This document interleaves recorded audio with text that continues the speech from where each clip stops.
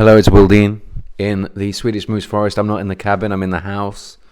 It's a rainstorm outside, but I want to talk to you about resilience.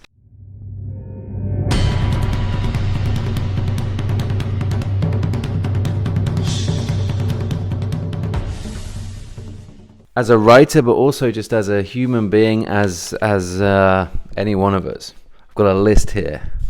Because it's not about like getting a book out or having a book deal. It's about potentially having a career, that hopefully lasts decades, but may involve plenty of pivots.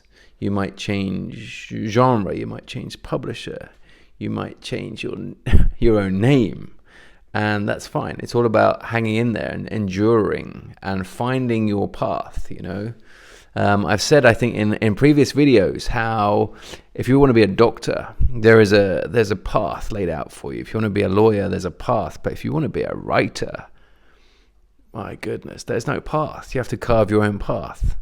It's probably going to be quite a meandering kind of journey, and that's fine. And you can mess up along the way, and you will mess up along the way. But that's fine. If you stay kind of true and you focus on what you love, and you follow a couple of these steps, you can have a really great long career. And that's step number one, is long-term thinking. Like, not assuming that because your first book wasn't a massive word-of-mouth global hit, that your career's over. Think long-term, build up your readership. With every book, you will gather together a group of readers who, for whatever reason, love your writing, love your books, love your storytelling, love your use of language. And they will hang on until the next book and the next book and the next book. And that community will grow.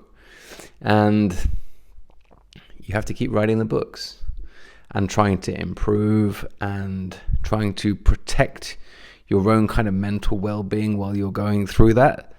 But if you keep writing the books, your audience will grow. The rate at which your audience will grow will depend on a million different variables, most of which are outside of your control. Like, what's in your control is basically writing the best book you can.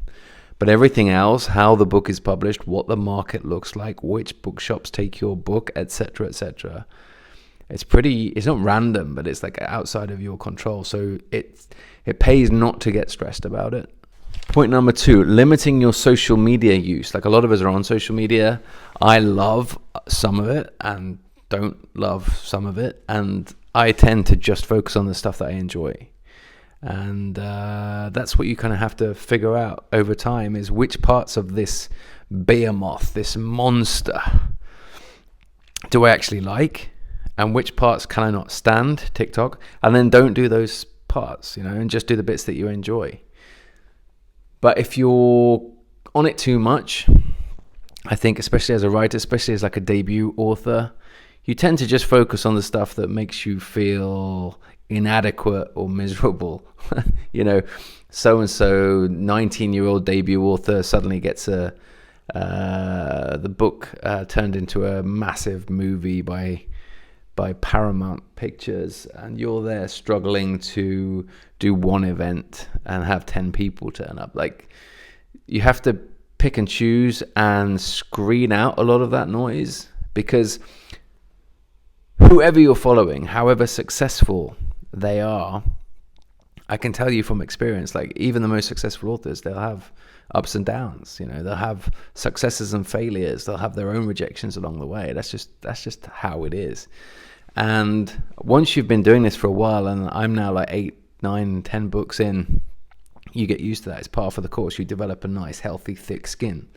But at the beginning, I don't want you to be put off or disheartened by the fact that on social media you see a lot of people, broadcasting their successes, which is fine. I think that's fine to do that. But like, that's not the whole story, right? So don't let that dishearten you. Next. Okay, this is perhaps controversial, but it is my own approach, which is taking responsibility. So what I like to do is I say I own my career. Like, I write my books. They are my original ideas. And when they are published, and whoever they happen to be published by, I own that whole process. So if a book does not succeed commercially, let's say, that's down to me. It's only down to me. It's not down to anybody else, because I signed with that agent, I signed with that publisher. And if something goes wrong, it's down to me. I should have picked up on it. And that's, a lot of people will say, well, listen, maybe somebody else messed up on the team, but I chose to work with that team and I should have picked up on that. So I prefer, for my own well-being, to say that the buck stops with me. And I think if you don't have that approach, if you have an approach of, well, this so-and-so messed up, or this was not fair, or so-and-so other person got a huge marketing budget, you're going to be miserable your whole career as a writer, because that stuff always goes on, right? It's an imperfect world we live in.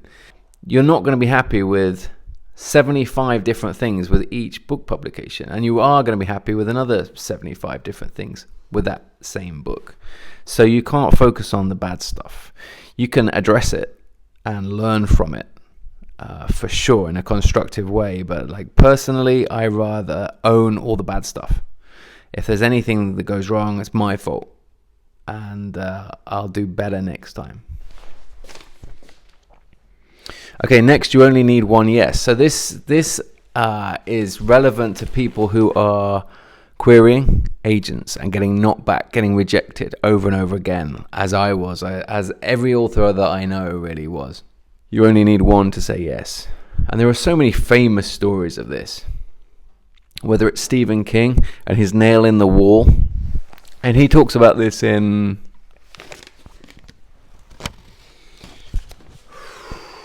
Where's on writing? Here, if you can see that, on writing. And his nail fell out of his wall because he had so many rejections. And that's great, because he developed a thick skin and he kept going. You have to keep going until you get a yes, or several yeses. I was rejected a bunch of times. And you can't let your ego get in the way and go, actually, I know better than they do. You have to go, okay, this was not good enough. This was a bit shit. Or I need to do better. Or this needs to be rewritten. Or I need to start a whole new project. You only need one person to say yes. It's the same thing when you have an agent and you're getting rejected by editors. You only need one editor to fall in love with your book and start championing you. And that might happen right at the beginning of your career. It might happen in the middle of your career, to be honest. It's you have to hang in there when there doesn't seem to be much hope, and have that long-term view. And finally, I've written here, know that we have all been there. And I kind of just alluded to that, but not only have we all been there getting rejected at the beginning, but we've all been rejected all the way through, actually. We don't really consider it to be rejections, but maybe one of my standalone novels will go to submission for a foreign rights deal in Brazil, and it won't get picked up, and that's even though it's been picked up all around the world in different territories. And that's fine.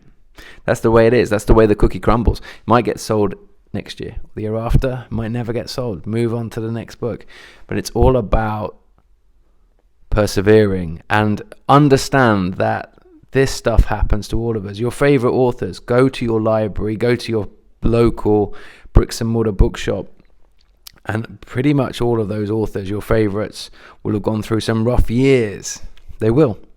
And they'll have gone through changes and scary decisions, and being out of contract, and having to move agent, and not earning enough money to scrape by, and having to write in lunch breaks before your kids wake up. And you just find your way through to the other side. And we've all been through it. So if you're going through a hard time right now, whether it's getting rejected by agents or it's getting rejected by publishers, because the submissions process is a complete nightmare. I should do a whole other video on that. Hang in there and know that we've got your back. The writing community actually is a really supportive place. And so is the whole publishing world, in my experience. And it gets better. Keep going.